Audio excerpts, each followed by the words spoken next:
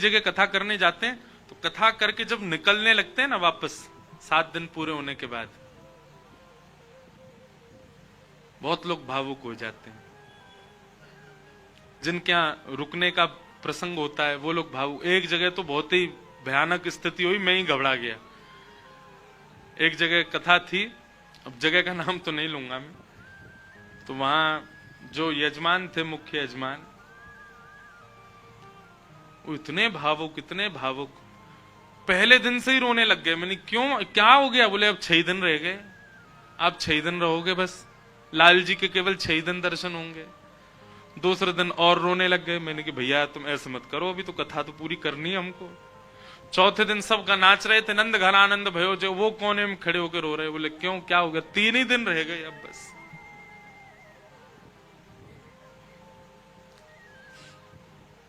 जिस दिन विश्राम दिवस था, मैं तो बहुत घबरा रहा था। मैंने आज क्या होगा, वो पहले दिन से ही रो रहे हैं। वही हुआ। अच्छा, ऐसा और था कि कथा करते ही मुझे एयरपोर्ट जाना था, मेरी फ्लाइट थी। कथा भी मैंने सुबह सुबह की थी 7 बजे से। आरती, विश्राम आरती हो रही थी और मैं बस ये था कि हे लाल जी कुछ हो नहीं, बहुत भाव में। वही हुआ, आरती करते करते दोनों, पहले तो उनकी गृहिणी मूर्छित होकर गिर पड़ी, बेहोश ही हो गई, और फिर जो उनके पतिदेव थे उनको देख के वो भी हो गए। उसके पीछे बिल्कुल भी किंचित ही, हमको तो समझ में आया था नाटक, लेकिन नहीं, वास्तविक था। पानी वानी डाला भैया, उनका ब्लड प्रेशर वगैरह सब कम होता चला गया। एक कथा भी आती है, सुना है? एक महाराष्ट्र के राजा थे। उन राजा का एक ही बात उसके मन में चलती थी कि मेरे नगर में कोई साधु आ जाए, मेरे नगर में कोई संत आ जाए, मेरे नगर में कोई भक्त आ जाए। दुनिया में ऐश्वर्यवान व्यक्ति केवल इसकी प्रतीक्षा करता है कि मेरे पास धन बहुत आ जाए। वो इसकी प्रतीक्षा करते थे कि कोई भक्त, साधु, संत, विरक्त या वैष्णव दंपति या कोई कथा वक्ता कोई आ जाए मेरे नगर में, बस। ऐसी कृपा हुई। अयोध्या से कुछ लोग पंढरपुर दर्शन करने जा रहे थे और उन महात्मा के, उन राजा के नगर में आ गए। नगर से होके पंढरपुर का रास्ता था, तो पंढरपुर की ओर जा रहे थे। शाम काल का समय हो गया। राजा को पता चली संतों की टोली आ रही है। वो तो ऐसा और था राजा, वो दूर दूर तक उसने अपने सैनिक लगा रखे थे। बोले आसपास के रस्तों से अगर कोई संत निकल के जा रहे हैं, उनसे भी कहो यहां होके जाएं, हमारे नगर में होके जाएं। ऐसी भगवत प्रीति, भक्त प्रीति भी सबके हृदय में नहीं होती।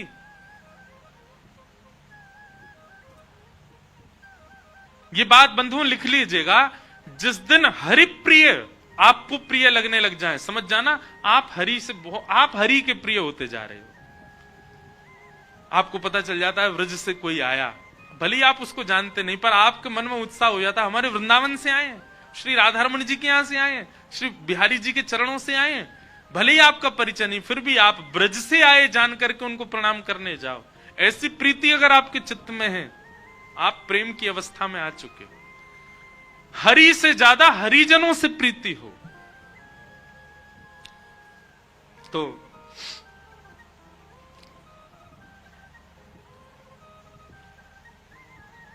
अयोध्या से संतों की टोली आई। रात में राजा ने खूब सुंदर उनका स्वागत किया, सबके लिए बढ़िया शिविर बनवाए, बढ़िया सबके लिए भोजन की व्यवस्था करी।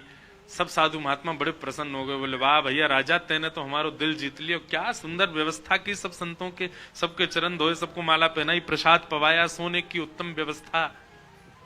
और राजा रात में सोने अपने महल में नहीं गया, वहीं बैठा शिविर के बाहर ही पूरे परिवार सहित, कि कोई संत कोई आज्ञा कर दें सेवा के लिए, हम उनकी सेवा करें। संतों ने दूसरे दिन उठ करके राजा से कहा, देखो हम तुम्हारी सेवा से इतने प्रसन्न है कि हम सबके मन में आया कि हम कम से कम 5 दिन तो यहां रुकें। राजा रोने लगा, बोले महाराज मेरे ऊपर बड़ी कृपा, आप रुकिए। 5 दिन पूर्ण हुए। सब संत बोले भैया हमको पंढरपुर जाना है, अब आप हमको आज्ञा दो। राजा बोला भगवान मैं अपनी एक बात निवेदित करूं। बोले क्या? 5 दिन बाद रामनवमी है, श्री राम जी का अद्भुत उत्सव है, आप लोग सब यहीं रुक जाएं 5 दिन और रामनवमी करके चले जाएं। संत बोले भाई क्या बुराई है, इतनी अच्छी व्यवस्था राजा कर ही रहे हैं, वहीं बढ़िया कीर्तन भजन होने दो, सत्संग होने दो। 5 दिन रुक गए, सबने रामनवमी करी, अभिषेक किया राम जी का। रामनवमी पूर्ण करके सब अगले दिन संत महापुरुष बोले अब हमको आज्ञा दो, हम लोग सब चलें पंढरपुर। बोले महाराज नेक और रुक जाओ, हनुमान जयंती और आ रही है, हनुमान जन्मोत्सव, आप सब लोग रुके रहेंगे तो आप सबके सानिध्य में, हमको तो कुछ आता नहीं, हम हनुमान जी का जन्मोत्सव करेंगे। अब वो सेवा इतनी अच्छी कर रखी थी कि कुछ संत तो बेचारे उसके पक्ष में रहते थे, बोले रुक ही जाओ, बढ़िया व्यवस्था तो कर ही रखी है। रुक गए, हनुमान जन्मोत्सव तक सब लोग रुक गए, सब लोगों ने हनुमान जी का जन्मोत्सव मनाया। संत महापुरुष कहने लगे, बोले भैया अब हमको आज्ञा दे दो, अब हम लोग चलें। बोले महाराज उसके बाद में फिर कोई और उत्सव आ रहा था 15 दिन बाद, उसका नाम ले दिया। बोले वो किए बिना तो आप कैसे जाओगे, कहां आपको व्यवस्था ही नहीं मिलेगी, मेरे यहां हो जाएगा।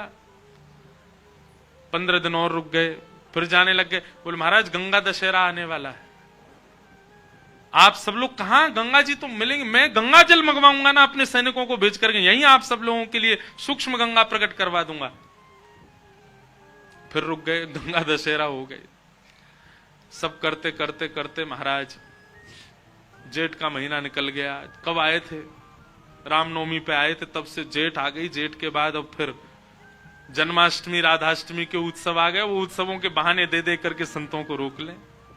महाराज अब तो चातुर्मास करना पड़ेगा आपको, चातुर्मास प्रारंभ, कहां जाओगे, यहीं कर लो। चातुर्मास करवा दिया। चातुर्मास के बाद कार्तिक का महीना आ गया, कार्तिक में तो मैं जाने नहीं दूंगा आप लोगों को।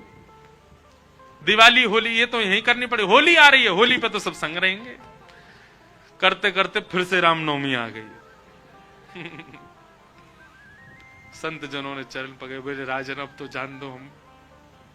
संत तो राजा बोले एक काम करो, क्या, बाल भोग करके चले जाओ, कुछ नहीं तो सुबह का बाल भोग तो ले लीजिए। बोले ठीक है। अब बाल भोग भाग पा करके तैयार हुए ही थे, बोले बाल भोग पा लिया सब। बोले देखे ना कढ़ाई चढ़ गई है, राजभोग बनना है, राजभोग तो पा जाओ। संत बोले जो नहीं हिलने देगा हमको। बोले देखो ये सब अनादर हो जाएगा, इतनी पूड़ी कचौड़ी सब्जी बन रही है, इनको तो पा जाओ। यहां राजभोग पाने लगे, एक संत ने घूम के देखा तो वहां रात के ब्यारू भोग भी बनने शुरू हो गए थे। बोले ब्यारू करके जाने देगा। अंत तो गत्वा उस राजा की स्थिति ऐसी हो गई, जब संत लोग हट में आ गए कि नहीं हम तो जाएंगे। राजा के यहां से उस क्षेत्र से जैसे ही बाहर निकले, तब तक तो राजा रो रहा था, संतों के जाते ही राजा अचेत हो गया, प्राण निकल गए उसके। मैं संतों के बगैर कैसे रहूं, हम इस स्थिति में हम तो कभी आ ही नहीं सकते। खैर सुन लीजिए बस, हमारे यहां तो 4 दिन रुक जाए तो कब जाएंगे ये बला, बैठ गए हमारे घर में आके। सब तरीके के लोग होते हैं। अब तो लोग हमको बहुत प्रेम करने लग गए, जब हमको कोई जानता नहीं था तब हमने भी ऐसे घरों में रुके हैं। पर सत्य बात है बंधुओं, ठाकुर जी से प्रेम तो सबको हो जाता है, पर हरिजनों से जिसको प्रेम हो जाए, समझ जाओ कि उसको ठाकुर जी से, वो अब प्रेम की अवस्था में आ चुका है। जिसको हरिजन प्रिय लगने लग जाए, हरि के जन प्रिय लगने लग जाए। आप लोग किया करो, कभी एयरपोर्ट, रेलवे स्टेशन, कभी अनजान स्थान पर कोई तिलक मात्र लगाया घूम रहा हो, उसको भी जय सिया राम, जय श्री कृष्ण। सामने वाला प्रत्युत्तर में अगर ये पूछ ले भैया कौन, कुछ नहीं आपके माथे पे हमने तिलक देखा, कंठ में हमने तुलसी जी देखी तो हमको लगा कि आप वैष्णव हो इसलिए हमने प्रणाम किया। ऐसा स्वभाव। तो प्रथम गंतव्य ठाकुर जी नहीं होने चाहिए, पहला गंतव्य प्रेम होना चाहिए। हमारे भजन का, हमारे साधन का, हमारी कथा का, हमारे नियमों का, सबका प्रथम पहले किसको प्राप्त करना है कि पहले हम प्रेमी बने।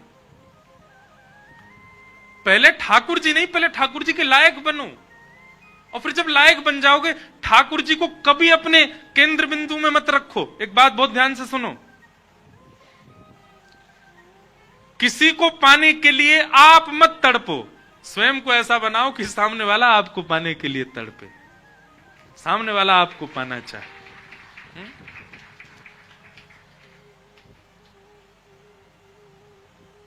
पिक्चरों में ऐसे दिखाते हैं ना कि कोई प्रेम करता था किसी कन्या से और उसको सीधे तो पा नहीं पाया, तो खुद इतना बढ़िया पढ़ लिख करके बड़ा मजिस्ट्रेट बन गया महाराज, आगे पुलिस पीछे पुलिस, अब वो छोरी डोल रही है वाकू पावे को, इससे मेरा ब्याह हो।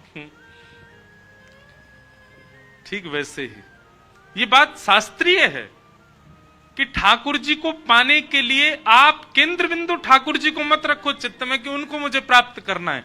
ठाकुर जी को जो जो प्रिय है वो सारे गुण मेरे भीतर आ जाएं ताकि ठाकुर जी को मैं प्रिय लगूं। आप पीछे मत पड़ो उनके, स्वयं को ऐसा बनाओ कि ठाकुर जी पीछे पड़े आपके। श्रीमद् वल्लभाचार्य जी के चरित्र में आता है कि, बहुत ध्यान से सुनिएगा,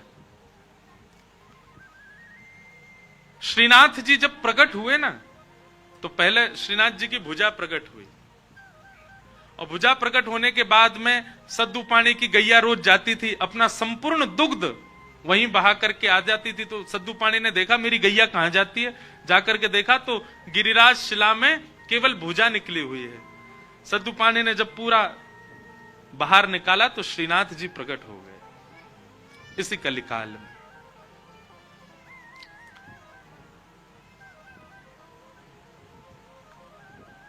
तो सद्दू पानी ने ठाकुर जी से प्रार्थना की कि ठाकुर जी आपके लिए क्या लाऊं मैं, आप क्या पाएंगे, क्या व्यंजन लेंगे, क्या भोग प्रसाद लेंगे, आप विश्वास मानेंगे।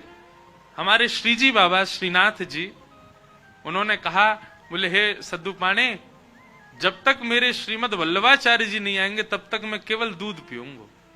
ठाकुर जी ने पयोव्रत किया। भक्त भगवान के लिए व्रत करता है, पर ठाकुर जी ने व्रत किया कि जब तक वल्लभाचार्य जी नहीं आएंगे मैं केवल दूध पीऊंगा। श्रीनाथ जी जो आजकल उदयपुर के पास नाथद द्वार में विराज रहे हैं, जब ये गिरिराज जी में प्रकट हुए तब की लीला है। इस बार हमारे लाल जी का उत्सव नाथ द्वारा में ही है, श्रीनाथ जी में 11 से 17 जनवरी। बाद में एक अजब कुमारी नाम की एक भक्ता हुई थी, उसके लिए ठाकुर जी उदयपुर चले गए, उदयपुर के पास नाथ द्वारा में। प्रकट तो आप गिरिराज जी में ही हुए थे। तो ठाकुर जी कितने वर्षों तक केवल दूध पी करके रहे। एक दिन अपनी समस्त शिष्य मंडलियों के साथ श्रीमद् वल्लभाचार्य जी महाराज जब गोवर्धन पधारे, पूरे ब्रज में हल्ला हो गया, कोई बहुत बड़े आचार्य आए हैं। बोले नाम क्या, बोले वल्लभाचार्य। जब ये नाम सद्दू पाने के कान में पड़ा, ब्रजवासी सद्दू पाने दौड़े दौड़े गए और वल्लभाचार्य जी के चरणों में निवेदन करके रोने लगे। वल्लभाचार्य जी बोले रो क्यों रहे हो? बोले नाथ, भक्त को व्रत करते देखा है मैंने, पर इस जन्म में मैंने भगवान को व्रत करते हुए भी देखा है। हमारे इस गिरी कंदरा से साक्षात गोवर्धन नाथ जी का स्वरूप श्रीनाथ जी प्रकट हुए। मेरी गैया को दूध नित्य पियो करते, मैंने उनसे निवेदन किया कि आपको कहा भोग धराऊं। समोह से बोले मैं तो दूध ही पीऊंगा। मैंने कि कब तक दूध पियोगे? बोले जब तक वल्लभाचार्य जी नहीं आएंगे तब तक दूध ही पीऊंगा। भक्त ठाकुर की प्रतीक्षा करे ये तो सुनोगे हो, पर ठाकुर भक्त की प्रतीक्षा कर रहे हैं। हे नाथ, मेरी आप सो प्रार्थना, जल्दी मिलो ठाकुर जी सो और जल्दी अन्न पवाओ ठाकुर जी को। श्रीमद् वल्लभाचार्य, आप सबने चित्र देखा होगा निश्चित ही, अगर कोई श्रीनाथ जी से या हमारे गोवर्धन नाथ जी से परिचित है, वल्लभाचार्य जी के भाव में है। सद्दू पानी ने आवाज लगाई, लालन, हे श्रीजी बाबा देखो श्रीमद् वल्लभाचार्य पधारे हैं। और ऊपर से नन्हे से गोपाल जी, 4 वर्ष की अवस्था के गोपाल जी, 2-4 दतुइयां निकली हैं बस, गोल मटोल लाला, घुंघराले केश हैं, वही श्रीनाथ जी। ऊपर गिरी कंदरा से नीचे देखते हैं श्रीमद् वल्लभाचार्य जी को, वल्लभाचार्य जी ऊपर देखते हैं ठाकुर जी को, और दौड़े वहां से ठाकुर जी, यहां से वल्लभाचार्य जी, और मध्य गोवर्धन में दोनों ने गाढ़ आलिंगन किया एक दूसरे का। ये चित्र देखा होगा आपने वल्लभाचार्य जी, और नहीं देखा हो तो गूगल पर देखना, वल्लभाचार्य जी श्रीनाथ जी मिलन पिक्चर, ऐसे ठाकुर जी ने आलिंगन कर रखा वल्लभाचार्य जी को, नेत्रों से आंसू गिर रहे हैं। वल्लभाचार्य जी बोले, ठाकुर जी आप क्यों इतने श्रम में रहे, कुछ पाया नहीं? तो वल्लभाचार्य जी महाराज ने अन्नकूट बनवाया ठाकुर जी के लिए, 56 भोग तैयार करवाए। और श्री जतिपुरा में, गोवर्धन के जतिपुरा में, वहां श्रीमद वल्लभाचार्य जी ने श्रीनाथ जी का अन्नकूट किया, 56 भोग पवाए, ठाकुर जी का अन्नप्राशन हुआ। मतलब इतने वर्ष बाद ठाकुर जी ने अपना पयोव्रत, दूध का जो व्रत था वो छोड़ के अन्न ग्रहण किया। किसके लिए? अपने एक भक्त के लिए। तो भैया केंद्र बिंदु में ठाकुर जी नहीं, केंद्र बिंदु में प्रेम लाओ। आपके केंद्र बिंदु में प्रेम आ गया और प्रेम आपके चित्त में आ गया तो आप ठाकुर जी के केंद्र बिंदु में रहोगे, ना कि ठाकुर जी आपके केंद्र बिंदु में। स्वयं को निर्माण ऐसो करो, कथा सुन के, संत संग करके, सत्संग करके, वैष्णव संग करके, भजन करके, कीर्तन करके, कि ठाकुर जी आपकी प्राप्ति के लिए विचरण कर रहे हैं, कि जे मुंह को मिले कैसे भी।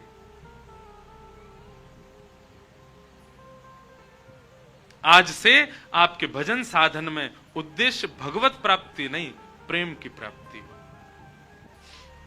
मानव केवल सूक्ष्म प्रयास करता है, फिर उस सूक्ष्म प्रयास में गति ठाकुर जी प्रदान करते। कई लोग कहते हैं कि जब ठाकुर जी की कृपा से ही सब होना है, तो इसका मतलब यह है कि हमारे चित्त में भजन भक्ति का भाव भी ठाकुर जी कृपा से आएगा। ये बात बिल्कुल सत्य है, लेकिन आप सूक्ष्म प्रयास करेंगे तभी तो ठाकुर जी उसमें गति प्रदान करेंगे। आपने प्रयास ही नहीं किया होगा तो ठाकुर जी गति प्रदान नहीं कर सकते। थोड़ा प्रयास तो आपको करना ही पड़ेगा। और एक बात कहें, मानव थोड़ा ही प्रयास करता है, उसकी पूर्णता, उसकी सिद्धिता, उसकी सार्थकता तो ठाकुर जी प्रस्तुत करते हैं। हम आज कथा सुना रहे हैं, 9 वर्ष हो गए कथा करते हुए। इन 9 वर्षों में हमारा प्रयास इतना ही है, बाकी जो सब प्रयास हैं वे सब गुरुजनों के और ठाकुर जी के हैं। ये अभी बताऊंगा तो ऐसे अनुभव आपको नहीं होगा, ये जब घटेगा साथ में तब आपको अनुभव होगा कि आपका प्रयास सूक्ष्म होता है। कृपा ठाकुर जी करते हैं फिर उसको गति प्रदान करने में। मयानुकूलेन नभस्वते ऋतम, मैं अपनी अनुकूलता से भक्त को गति प्रदान करता हूं उसके भक्ति मार्ग में। ऐसा एक बात वैसे स्पष्ट है कि कई बार भक्ति से यह भी होता है कि वातावरण अपने आप आपका शरीर अनुकूल बनाने लग जाता है। आप कई साधकों को देखते होंगे कि वे अत्यंत शीतकाल में भी बहुत सामान्य से वस्त्र पहन करके कैसे रह लेते, उनको सर्दी नहीं लगती, उनका भी तो शरीर है। पर भजन जो है ना, वो आपके शरीर को अनुकूल बनाने लग जाता है, परिस्थिति के अनुसार, व्यवस्था के अनुसार, वातावरण के अनुसार। यहां से आने से पहले तो शीत का अनुभव होता, पर यहां बैठने के बाद परिस्थिति के अनुकूल होने लग जाता है स्वभाव व्यवहार। और क्षमा कीजिएगा, भजन करने के बाद भी आप परिस्थिति और वातावरण के अनुकूल अपने आप को ढाल नहीं पाते, आपको व्यवस्थाओं की जरूरत पड़ती है, तो आप भजन करते नहीं हो। सोने के लिए ऐसा ही बिस्तर चाहिए, ऐसी ही तकिया चाहिए, ऐसे ही रजाई चाहिए, ऐसे ही गद्दा कंबल चाहिए, तो ही नींद आएगी। तो काय बात का भजन कर रहे हो फिर? भजनानंदी तो हर परिस्थिति में सम होता है, तो हर प्रकार के प्रसाद को पाने में सक्षम होता है, हर प्रकार के वातावरण में ढाल लेता है स्वयं को। हाँ, बस अत्यंत संसारी वातावरण नहीं झेलता उससे, उसमें उसको दिक्कत होती है।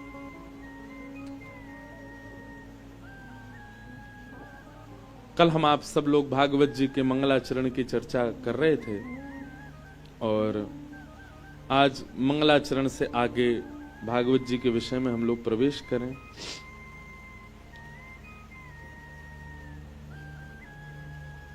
88,000 सौनकादि ऋषि बैठे हैं नैमिषारण्य में, और उन 88,000 ऋषियों ने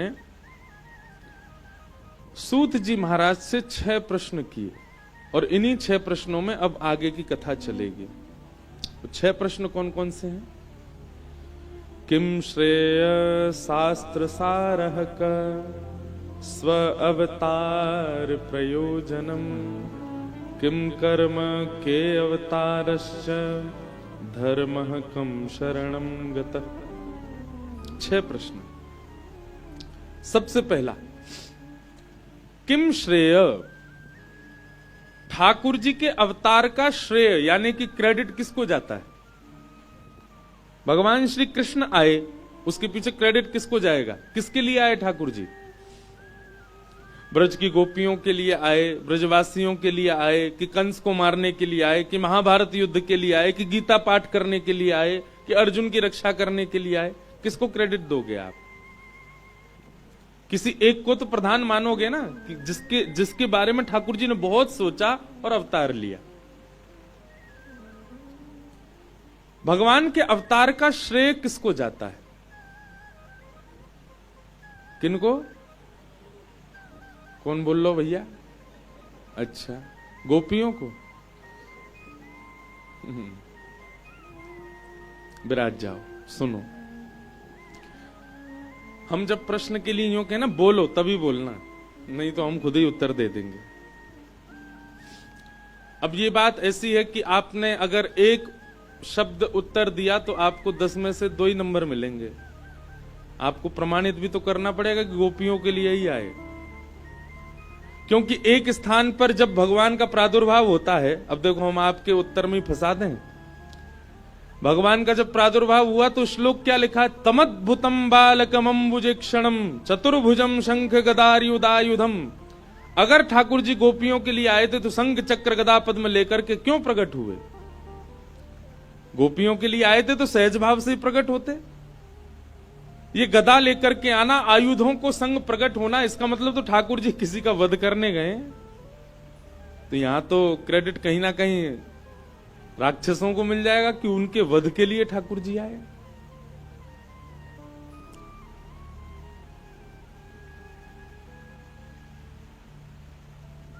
ठाकुर जी किसके लिए अवतार लेते हैं? इसका वास्तविक और सत्य उत्तर है हमारे लिए। हमारे लिए ठाकुर जी प्रकट होते हैं। गोपियों के साथ में जो व्यवहार है, जो स्वभाव है, कंस के साथ जो लीला है, पूतना अघासुर बकासुर धनासुर, सब कुछ, सबका उत्तर पाकर के जीवन श्रेष्ठ कौन बना रहा है? हम लोग। ठाकुर जी का अवतार किसके लिए हुआ? हम सब के लिए हुआ। निश्चित है कि भक्त प्रधान है। ठाकुर जी का प्रादुर्भाव हुआ, शंख चक्र गदा पद्म लेकर के आए, तो ठाकुर जी ने सबसे पहले विश्वास प्रकट कराया हमारे चित्त में कि निर्भीक हो जाओ। ये आयुधों को देख करके यह समझ जाना कि तुम सब प्रकार से सुरक्षित हो, पर उन आयुधों में कहीं कमल भी है। कमल आयुध नहीं है, कमल कोमलता का स्वरूप है। ठाकुर जी यह भी अनुभव करा रहे हैं कि कोई भी आरती यदि जीवन में आएगा तो उसके लिए आयुध हैं, लेकिन अगर तुम प्रेम प्रस्तुत करोगे तो तुम्हारे लिए कमल भी है समीप में, अत्यंत कोमल कमल। ठाकुर जी का प्रादुर्भाव हम सबके लिए हुआ। कंस वध से भी हम सीखते हैं और गोपियों के साथ जो प्रेम हो रहा है उससे भी हम सीख रहे हैं। माखन चोरी से भी हम सीख रहे हैं, पूतना वध से भी हम सीख रहे हैं, सक्टासुर वध से भी हम सीख रहे हैं, महाराज से भी हम सीख रहे हैं। सारी क्रियाएं केवल और केवल हमको सिखाने के लिए है। हम कलियुगी जीवों के लिए ठाकुर जी ने अवतार धारण किया है। तो श्रेय किसको जाएगा? हमको। हमारे लिए ठाकुर जी आए। किम श्रेय। दूसरी बात, इतने शास्त्र हैं हिंदू वैदिक सनातन धर्म में, इनका सार क्या है? कोई भगवत गीता को प्रधान मानते हैं, कोई रामायण जी को प्रधान मानते हैं, कोई मानस जी को, कोई वाल्मीकि रामायण को, कोई वेदों को। इतने शास्त्रों का सार क्या है? शास्त्र सारः क। एक बात याद रखिएगा, दही को जब मथते हैं ना तो मक्खन ऊपर आता है, मक्खन ही सार होता है। दही मथने के बाद नीचे जो रह जाए वो छाछ, और ऊपर जो आ जाए वो मक्खन। दोनों में मूल्यवान कौन होता है, छाछ की मक्खन? मक्खन। 18 पुराणों का जब मंथन किया गया तब श्रीमद् भागवत रूपी मक्खन ऊपर आया। अगर आपसे कोई कहे तो समस्त शास्त्रों का सार यदि पूछे, सारम सारम समद्वितम श्रीमद् भागवत। कई लोग आते हैं हमारे पास, महाराज जी शिव महापुराण में तो ऐसा लिखा था, देवी भागवत में तो ऐसा लिखा है, वहां वेदों में तो ऐसा लिखा हो, भागवत जी में ऐसा बता रहे हैं। किसकी बात माने? भागवत जी की माने। क्योंकि स्वयं श्रीमद् भागवत के विश्राम में वेदव्यास जी महाराज कहते हैं, मैंने 18 पुराण लिखे, मैंने 18 उपपुराण लिखे, मैंने वेद लिखे, इतिहास लिखा, पर यदि पढ़ने की बात आए तो सबको पढ़ो, पर मानने की बात आए तो भागवत जी की बात मानिएगा, क्योंकि ये व्यास जी की अंतिम रचना है। तीसरा प्रश्न, स्व अवतार प्रयोजनम। भगवान के अवतार का प्रयोजन क्या है?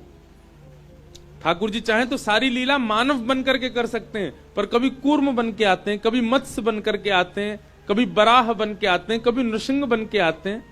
जो काम ठाकुर जी ने नृसिंह बन के किया, क्या वो मानव बन के नहीं कर सकते थे? ठाकुर जी ने जो लीला मत्स्य बन करके करी, मछली बन के, क्या वो मानव बन के नहीं कर सकते थे? ठाकुर जी ने इस प्रकार रूप क्यों बदले अपने? एक ही रूप में आ जाते, इतना कंफ्यूजन नहीं होता कि भाई कितने रूप हैं। कहीं पर ठाकुर जी की बराह रूप में सेवा, कहीं पर मत्स्य रूप में सेवा।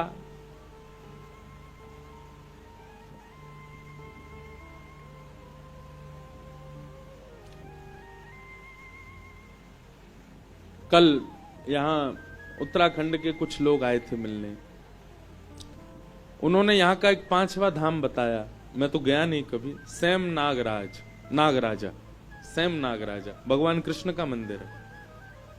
बोले महाराज जी ये उत्तराखंड का 5वां धाम है। जैसे 4 धाम तो सबको पता है, 5वां धाम। मैंने कहा अच्छा। मैंने कहा कौन है? बोले भगवान कृष्ण ही हैं। वहां के राजा पर कृपा करने के लिए ठाकुर जी वहां आ गए थे, और फिर कहते हैं कि यहाँ की ऐसी मान्यता कि ठाकुर जी फिर वहीं रहे, इसीलिए कहे बोले पूरे हिमालय पर आप कहीं भी चले जाएं महाराज जी, रास्ता आपको नागों की भांति ऐसे टेढ़े मेढ़े ही मिलेंगे। क्यों? बोले स्वयं नागराजा ही भ्रमण करते गए, और इस भाव से भ्रमण किए, हिमालय की प्रत्येक चोटी महादेव है, और महादेव के गले में सर्प पड़ा है, इसलिए यहाँ के जो मार्ग हैं, पगडंडियां हैं, वो नाग के भांति ही हैं। प्रत्येक महादेव के गले में सर्प है, इस भावना से स्वयं नागराज महाराज भगवान कृष्ण वो ऐसे ही चले पूरे मार्ग पर कि महादेव का वंदन करते हुए चले, इसलिए सब पगडंडियां ऐसी, ऐसा वो बता रहे थे। इतने रूप ठाकुर जी के, इतने अवतार क्यों? ठाकुर जी का इसमें स्वभाव पता चलता है। मानव का स्वरूप कैसा होता है? एक बार एक पदवी मिल जाने के बाद वो कभी उस पदवी का त्याग नहीं कर सकता, उस पदवी से नीचे नहीं आ सकता।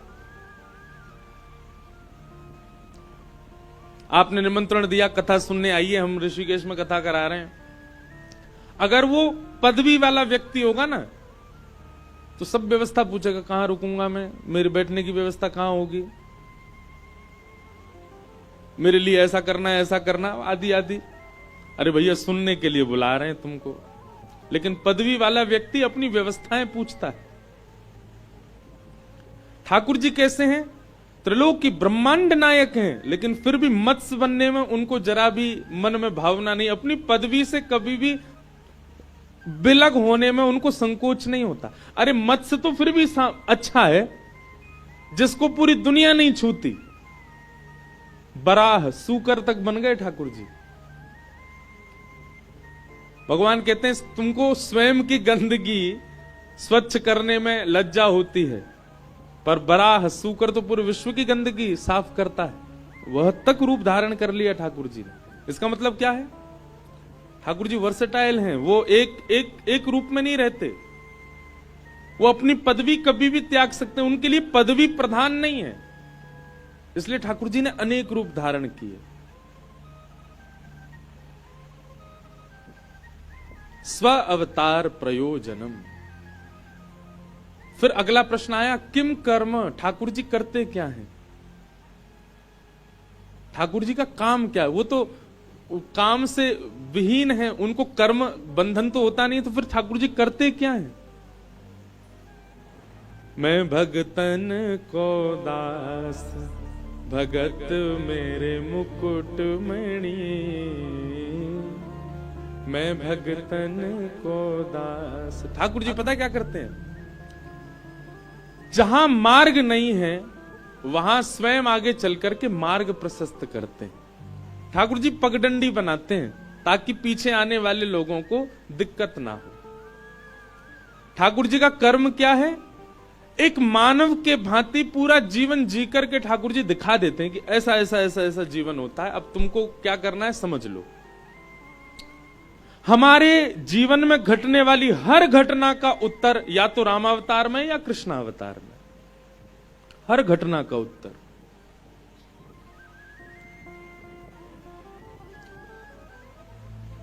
आप विवाह से संबंधी कोई प्रश्न करो, आप संतान से संबंधी कोई प्रश्न करो, अपने व्यापार से संबंधी कोई प्रश्न करो,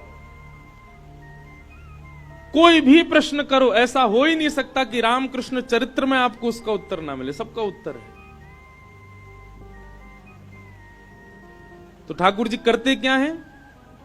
हम सबके जीवन की उलझनों को सुलझाने के लिए ही पूरी लीला करते हैं, ताकि हम उससे कभी उत्तर प्राप्त करके अपने जीवन को सार्थक कर सकें। किम कर्म। फिर अगला प्रश्न आया, के अवतारश्च, भगवान के अवतार कितने हैं? कोई कहता 11, कोई कहता 10, कोई कहता 24। पर श्रीमद् भागवत की माने तो भागवत के एकादश स्कंद में भगवान कहते हैं मेरे अवतार असंख्य हैं, अवतारा यह संख्यया, असंख्य हैं। इस समय में और आप ऋषिकेश में बैठे, ठाकुर जी का इस समय भी कहीं अवतार हो रहा होगा, इस समय भी किसी वैष्णव के ऊपर कृपा कर रहे होंगे ठाकुर जी, हमें नहीं पता। अवतार का मतलब क्या है? किसी भक्त ने खूब भज करके कहा, अब मुझे तारो, अब मुझे मिलो, अब मुझे संसद चक्र से बचाओ, ठाकुर जी उसके लिए प्रकट हो गए, वही अवतार है। अनेक अवतार हैं ठाकुर जी के, एक आध दो अवतार नहीं। और अंतिम प्रश्न, धर्म कम शरणम गतः। ठाकुर जी के धर्म स्थापन के बाद भगवान तो चले गए अपने धाम को, धर्म स्थापना जो ठाकुर जी करके गए वो धर्म किसके भरोसे छोड़ के गए? किसकी शरण में है धर्म? तो इसका उत्तर है हमारी शरण में। हम धर्म की शरण में हैं, पर एक प्रकार से धर्म की रक्षा का दायित्व हमारा, तो धर्म हमारी शरण में है। धर्मो रक्षति रक्षितः। ठाकुर जी धर्म स्थापित करके हम सब लोगों को उसका अध्यक्ष बना करके गए कि इसकी रक्षा करना, इसका पालन करना, इसकी देखभाल करना कि ये बिगड़े ना। पर हम सब भूलते जा रहे हैं। कहीं ना कहीं हम जब धर्म से विलक क्रिया करते हैं ना, तो ठाकुर जी हमको जरूर पूछेंगे कि भाई इसलिए अध्यक्ष बनाया था तुमको धर्म का। मानव बनकर के यदि पृथ्वी पर आए तो इसका मतलब यह है कि धर्म की रक्षा करना हमारा कर्तव्य है, दायित्व है। ये 6 प्रश्न हैं और इन्हीं 6 प्रश्नों का अब विस्तार से वाचन होगा, वही श्रीमद् भागवत है। सूत जी महाराज मंच पर विराजमान हैं, सौनकादि ऋषि प्रश्न कर रहे हैं और श्री सूत जी महाराज उनके समस्त प्रश्नों का उत्तर दे रहे हैं।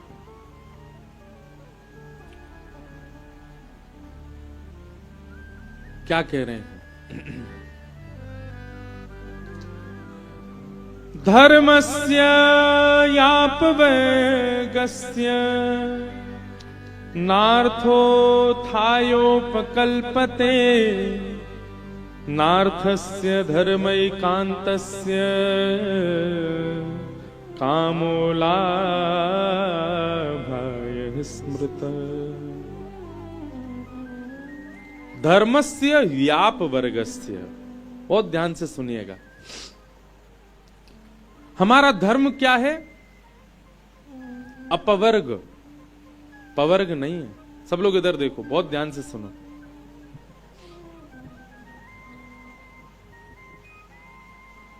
पहले मैं कथा में इस विषय को कहता था, बहुत साल से नहीं कहा।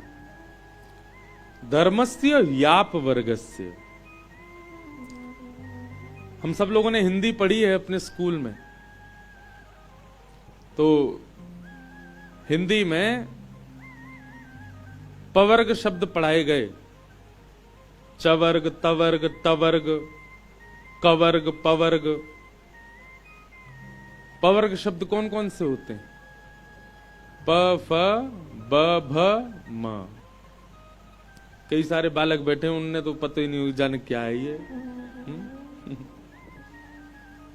होठों के स्पर्श से जो शब्द बोले हैं वो पवर्ग शब्द हैं। प, फ, ब, भ, म। टवर्ग शब्द कौन से? जिसमें जीव उल्टी हो। ट, ठ, ड, ढ, ण। तवर्ग शब्द कौन से? जिसमें जीव दांत को स्पर्श करे। त, थ, द, ध, न। चवर्ग शब्द च, छ, ज, झ, झ। ऐसे ये सब शब्द को उसमें पवर्ग शब्द आते हैं। प, फ, ब, भ, म। और यहां लिखा है धर्मस्य याप वर्गस्य। देखो, अगर कोई हिंदी नहीं जानता हो तो शास्त्र कैसे समझे? संस्कृत तो बहुत दूर की बात। सूत जी महाराज कह रहे हैं हमारा, देखो संत जन जो होते हैं ना, विद्वान जन जो होते हैं, वो संकेत में बात करते हैं। किस में बात करते हैं? संकेत मतलब इशारा, और समझदार को इशारा काफी। हमारे गुरुदेव भी हमसे कहते हैं कि कभी कभी कथा में विषय का ज्यादा खुलासा नहीं किया करो। मैं कहता हूं हमारे गुरुदेव आजकल के बच्चे सुनते हैं तो उनके लिए थोड़ा करना पड़े। बोले नहीं, फिर भी ज्यादा मत खोलो, थोड़ा सा संकेत दो, बाकी उनको सोचने दो। लेकिन आजकल के विचित्र हैं, श्रोता सोचते तो है ही नहीं, कथा सुन के चले गए, बस जितना सुनो उतना काफी। थोड़ा विचार करना, आपको होमवर्क मिलना चाहिए, थोड़ा खुद भी विचार करो। पर इस विषय को हम खोलते हैं। धर्मस्य याप वर्गस्य। धर्म अपवर्ग है, पवर्ग नहीं है। पवर्ग में शब्द होते हैं प, फ, ब, भ, म। यानी कि धर्म को इन 5 स्थानों पर करना उचित नहीं माना जाता।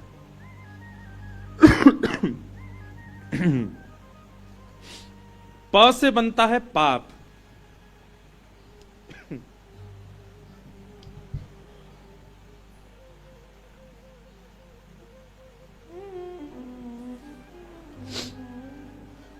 ऋषिकेश आए और ये ना हो दिसंबर में, वो भी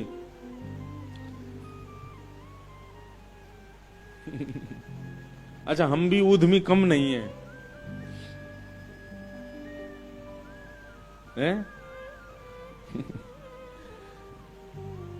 ऐसे डोलते हैं पहाड़ों में खुले कानों से, गाल से, तो फिर सर्दी तो लगनी है।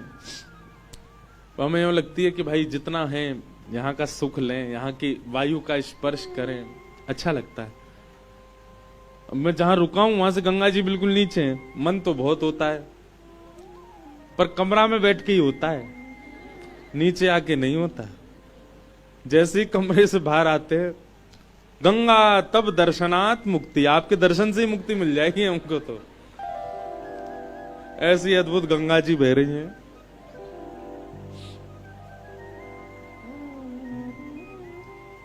मैं एक बात कहा करता हूं ना कथा में, बंधुओं, जिसकी उपस्थिति से आपके चित्त के विकार समाप्त होने लग जाएं, जिसकी उपस्थिति से आप स्थिर होने लग जाओ, अस्थिरता चली जाए, जिसकी उपस्थिति से, जिसके दर्शन से आपका चित्त शांति का अनुभव करे, जिसके स्पर्श से आपको अत्यंत सुख का अनुभव हो, जिसके रसस्वादन से आप परम पवित्रता का अनुभव करो। समझना, या तो वो कोई भगवद पार्षद है या साक्षात भगवान है। गंगा उनमें से एक है। श्री गंगा जी का दर्शन स्थिरता देता है। आप बहुत देर तक गंगा जी को देख सकते हो, आपका मन विचलित नहीं होगा। गंगा जी का स्पर्श आपको अत्यंत शीतल, अभी तो बहुत ही ज्यादा शीतलता का सुन्न भी कर सकती हैं, पर वैसे गंगा जी का स्पर्श शीतलता का अनुभव कराता है। गंगा जी का पान, एक घूंट भी आप लेंगे ना तो आपकी जीभ से लेकर के आपके गर्भ तक ऐसा अनुभव होगा कि जैसे मानो कितना पवित्र हो गया हो। श्री गंगा जी का स्पर्श करके वायु भी इतनी पवित्र सी लगती है कि ऐसा लगता है मानो सर्वांगीण पवित्रता आ गई हो। ऐसा ही स्वरूप यदि किसी व्यक्ति के द्वारा व्यक्ति के उपस्थित होने पर भी होता हो तो यही समझो कि वो भी कोई भगवत पार्षद या भगवान ही है, जिनकी उपस्थिति से अपने आप सब बदलने लग जाता हो, आपका वातावरण शुद्ध होने लग जाता हो।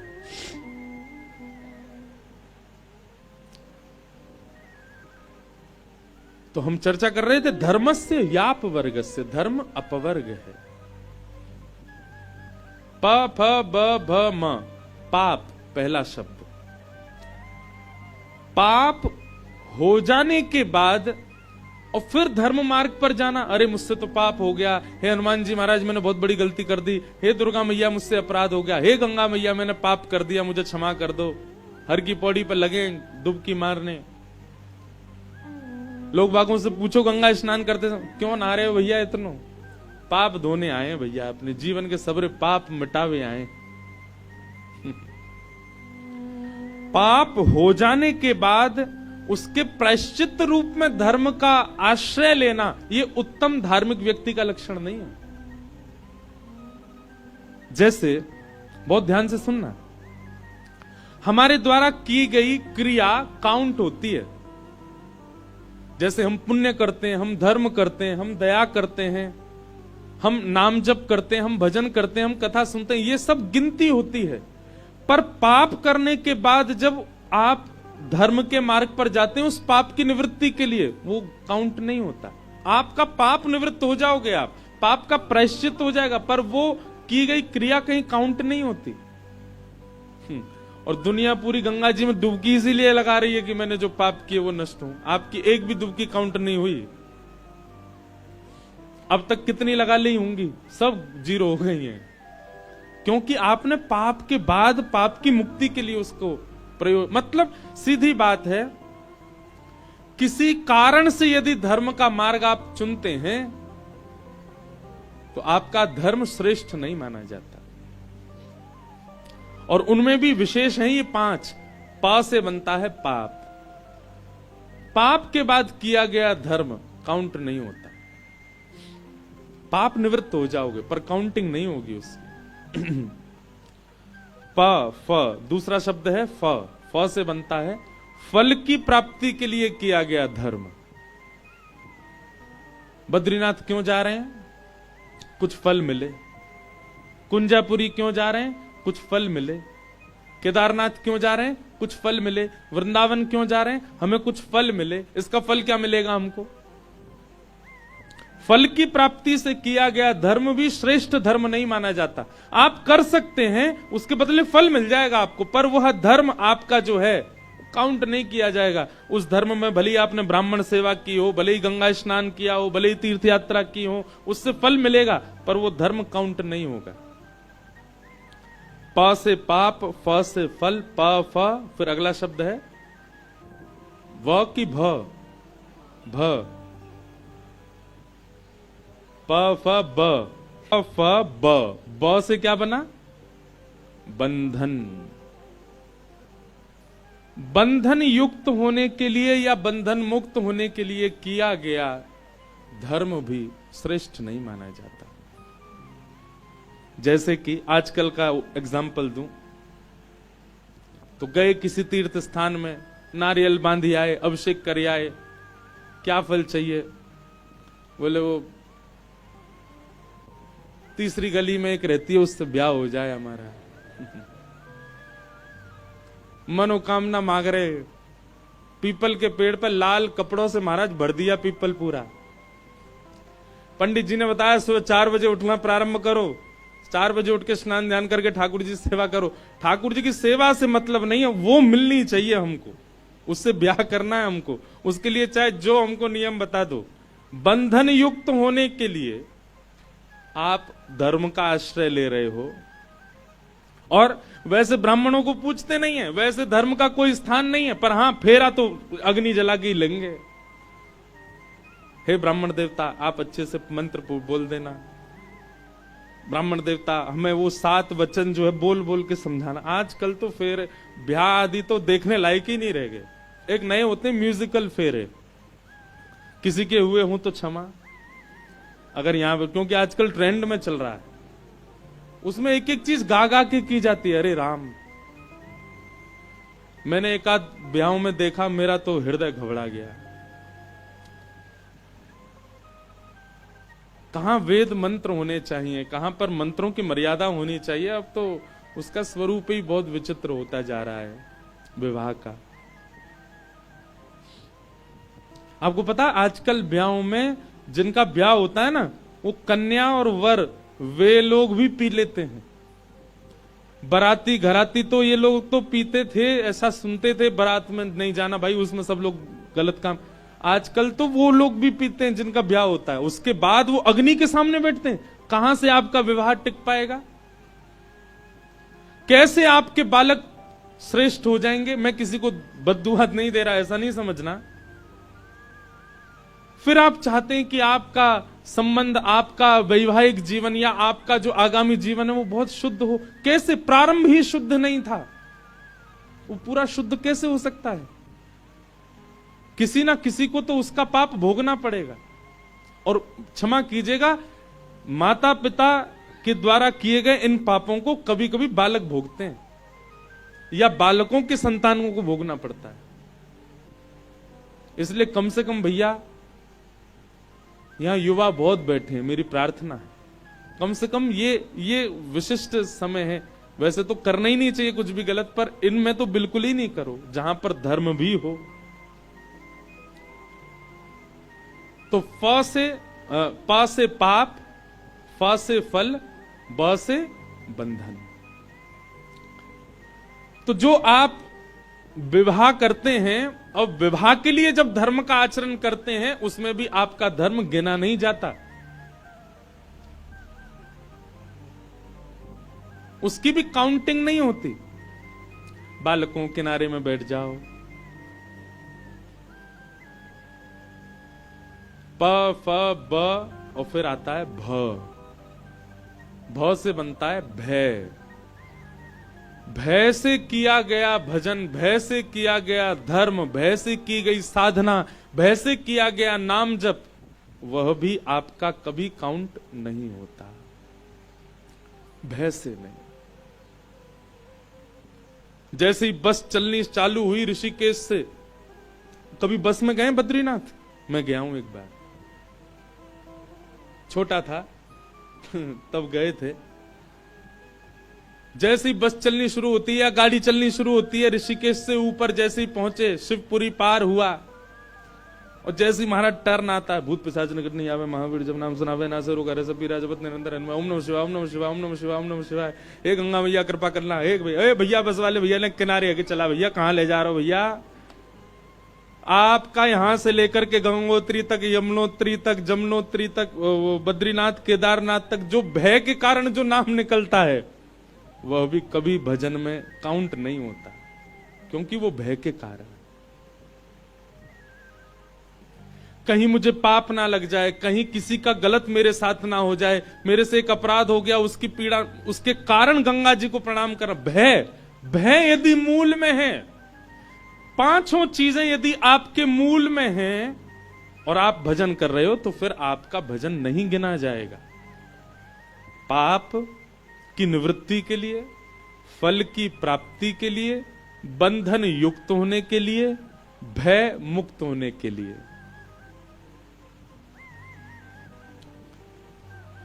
और 5वां स्थान है म यानी कि मृत्यु। पूरा जीवन निकल गया, लेकिन ठाकुर जी का स्मरण नहीं किया, जब लगने लगा कि अब हमारी मृत्यु पास आने वाली है, कान के ऊपर बाल सफेद होने लग गए, आंखन से, मैं कहा करता हूं, आंखों में पड़ेगा जाला, नाक से बहेगा नाला, लाठी से पड़ेगा पाला, जरा जिंदगानी, जैसे ही ऐसा जीवन होना प्रारंभ हुआ, अब महाराज कांपने लगी हैं, हड्डियां बिल्कुल साथ नहीं देती हैं, दांत वांत कभी भी निकल के भागे, छींक आती, सबरे दांत निकल जाते हैं, आंखें बिना चश्मा के देखती नहीं है। ऐसी स्थिति हो गई है महाराज, 1-8 डिग्री टेम्परेचर कम होती 2-2 रजाई लगानी पड़ती है ऊपर।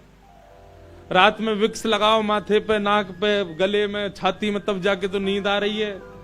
ऐसी स्थिति में फिर भजन जब प्रारंभ होता है, ठाकुर जी कहते हैं पूरी जवानी निकाल दी है, पूरा बाल अवस्था निकाल दी, भजन नहीं किया मेरा। और अब जब रू रू कांपने लग गई है तो फिर भजो हरि नारायण गोविंद, फिर नारायण को भज रहे हैं, गोविंद को भज रहे हैं, वृंदावन को भज रहे हैं, बद्रीनाथ को भज रहे हैं। जब तन में शक्ति थी, जब आपकी इंद्रियां मजबूत थी, तब तो मनाली प्रिय लग रहा था, हैं? और अब जब पूरी स्थिति खराब हो गई है तो बद्रीनाथ दौड़े आए हो। ठाकुर जी भी कभी कभी जबरदस्ती बीमार करते हैं आपको।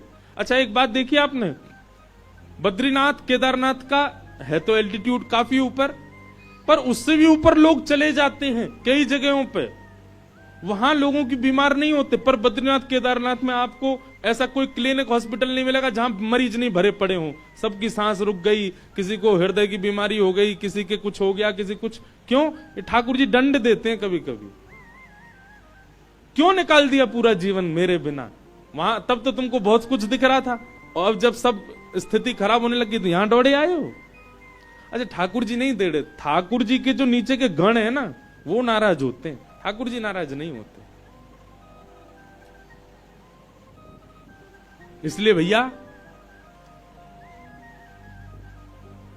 पाप प फ ब भ म ये याद रखना, पाप, फल, बंधन, भय और मृत्यु, इन 5 स्थानों में किया गया धर्म, इन 5 भावों में किया गया भजन, इन 5 भावों में किया गया नाम जप, इन 5 उद्देश्यों से भगवत स्मृति जब हम करते हैं, ठाकुर जी उसको कभी गिनते नहीं।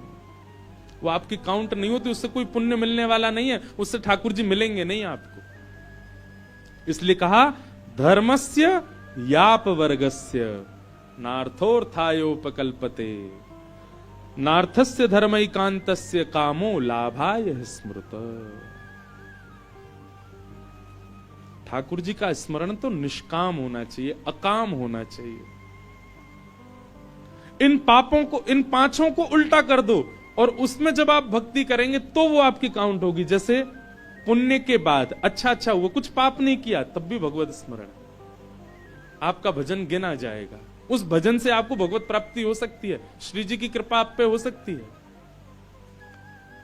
पाप, पाप का उल्टा निष्पाप, निष्पाप होकर के भजन करे तो ठाकुर जी गिनते हैं। दूसरा आता है फ, यानी कि फल। अब इसमें आता है निष्फल कामना से, बिना फल की कामना से, बस मुझे भजना है, मुझे इसका कोई फल नहीं चाहिए आपसे, मैं केवल आपको भज रहा हूं। आप सब लोग भी जानते हैं, तो व्यवहार की बात है। आपके घर पर कोई व्यक्ति केवल इसलिए आता क्योंकि उसका कोई काम आपसे बन रहा है, आपको वो व्यक्ति प्रिय नहीं होता, क्योंकि वो अपने कामना से आया, अपने काम बनवाने के लिए आपके पास आया। लेकिन किसी व्यक्ति का आपसे कोई काम नहीं बन रहा, वो फिर भी आपके, वही वास्तविक प्रेम माना जाता है। तो बिना फल के जब भगवत, आप वृंदावन क्यों गए? ऐसे ही गए हैं, बस अपने प्रियालाल जी को देखने गए, अपने राधा वल्लभ को देखने गए, अपने राधा रमण जी को देखने गए हैं। उनके दर्शन के बिना मन लग नहीं रहा। ऐसा भजन ये गिना जाता है। तो पाप यानी कि निष्पाप से भजन करो, फल यानी कि बिना फल की कामना के भजन करो। तीसरा आया बंधन।